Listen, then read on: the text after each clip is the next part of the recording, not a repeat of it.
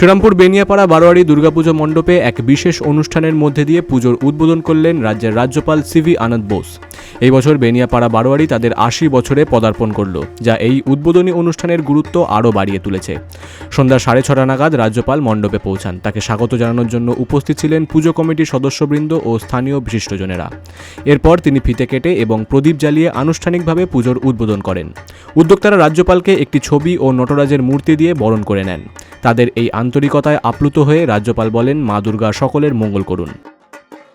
পুজো কমিটির আমন্ত্রণে উনি এসছেন, ওনাকে অনেক অনেক ধন্যবাদ জানাই। অনেক দূর থেকে এসছেন, এসে উনি সকলকে শুভেচ্ছা বার্তা দিলেন, মায়ের আশীর্বাদ নিলেন এবং যেটা বললেন উনি ওনার সকলকে এই শুভেচ্ছাই দিয়েছেন, সকলকার জীবন যাতে মঙ্গলময় হয়ে ওঠে, শুভ শক্তি যাতে সবার কাছে পৌঁছে।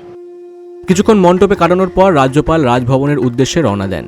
তার এই সফর শ্রীরামপুরের মানুষের মধ্যে উৎসবের এক নতুন উদ্দীপনা নিয়ে এসেছে। হুগলি থেকে Pritam Sadhukar report, big news Bangla.